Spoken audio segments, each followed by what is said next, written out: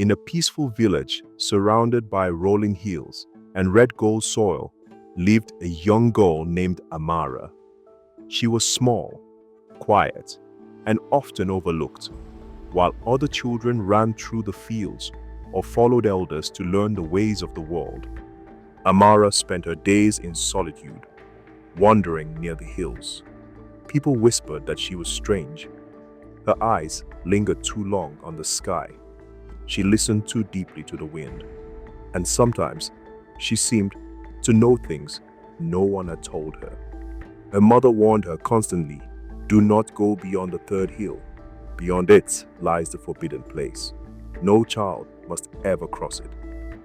Amara nodded every time, but her heart carried a secret she had never told anyone. She could hear the hills speak. It began years ago, when she was barely old enough to walk. She would sit quietly on the earth, and the ground beneath her would hum with an ancient rhythm. As she grew older, the whispers became clearer. Soft voices, woven with the wind, telling her stories of the land, of dangers unseen, of blessings forgotten. Amara knew it was forbidden to listen. Elders taught that the spirits of the hills were unpredictable, powerful, and not to be disturbed. But the voices never harmed her. They simply watched over her, like silent guardians. One season, the rains did not come. The sky remained dry for months. The wells sank deeper, and the crops shriveled into brittle stems. The village chief consulted the diviners, but their answers were uncertain. They said the land was angry, that someone had broken an ancient rule. As the drought worsened, fear settled over the people.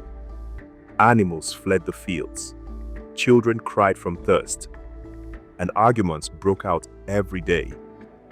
The chief called for sacrifices, hoping to appease the heavens, but nothing changed. One night, as Amara sat alone near the hills, the earth trembled beneath her palms. A deep, sorrowful voice rose from the ground, clearer than she had ever heard it. "Child of open ears," it said, "the land thirsts because the covenant has been broken." Amara's heart raced. "What covenant?" she whispered.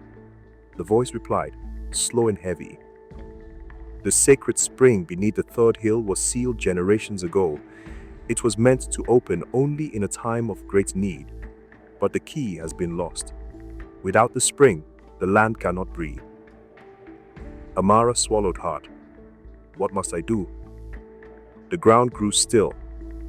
Then, gently, the voice said, "You have been chosen, but to save your people, you must enter the forbidden place. The path is dangerous. Those who enter without truth in their hearts never return." Amara hesitated. Her mother's warnings echoed in her ears, but the cries of thirsty children rang louder. So she stood, wiped her tears, and made a decision that would change everything. At dawn, before the village stirred, she walked toward the third hill. As she approached, the wind seemed to sharpen, carrying whispers like warnings. The ground felt alive beneath her feet, trembling with anticipation. The entrance to the forbidden place was a narrow crack in the rock, overgrown with roots. Every child in the village had been taught to fear it, but Amara pushed forward. Inside, the air was cool, thick with the scent of ancient earth. As she walked deeper, the walls glowed faintly, revealing carvings of symbols she somehow understood. They spoke of a forgotten pact.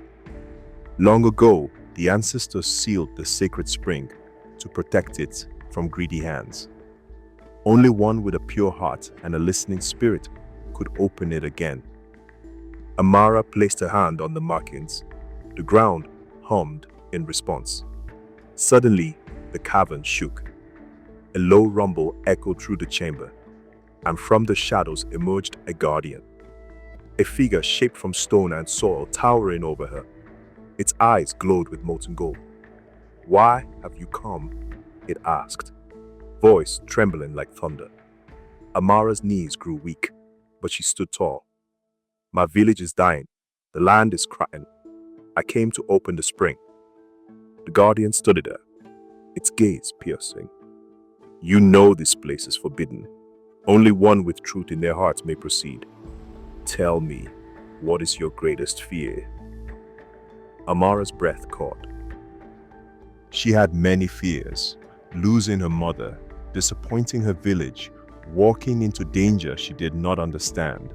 But beneath all that was the deepest one, that her gift, the one she kept secret, would make her an outcast, that people would fear her instead of accept her.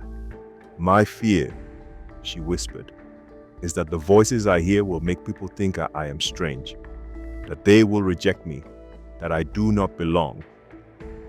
The guardian lowered its massive head. "Truth is the key. Step forward." As Amara approached, the stone giant placed a glowing mark on her palm. The cavern lit up with a flash of blue light, revealing a large stone door carved with spirals and waves. Amara pressed her marked hand against it. The door groaned, cracked, and slowly opened. From within came a rush of cool air and the sound of water, pure, flowing, endless. The sacred spring filled the chamber with a radiant glow. The water sparkled like the sky after rain. Amara felt tears fill her eyes.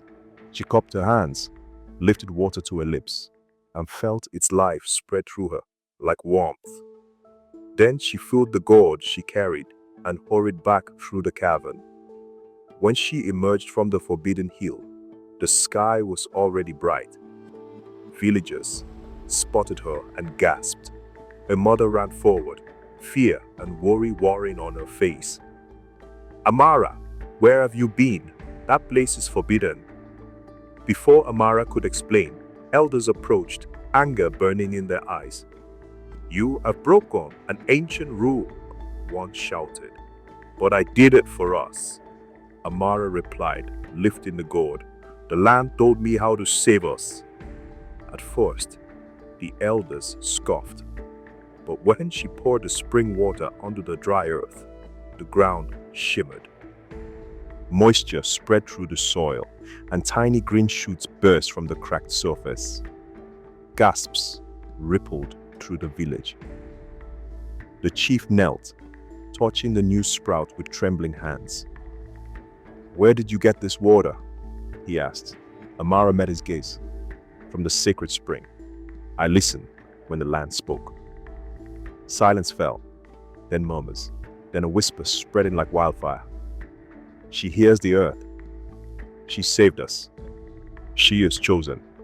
Rain clouds gathered overhead, heavy, dark, full of promise.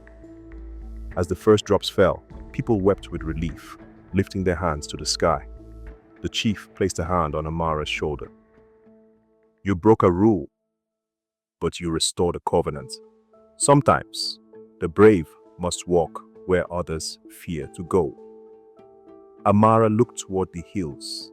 The voices hummed softly, warm with approval.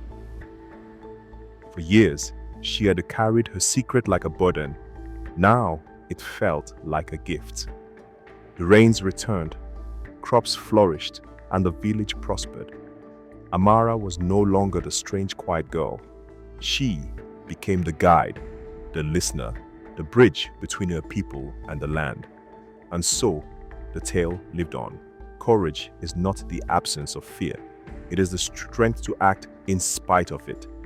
And sometimes, the smallest voice carries the greatest power, if only we choose to hear it. Welcome to African Folklore Vault, where the forest listens, courage is tested, and truth is the one burden no hunter can outrun.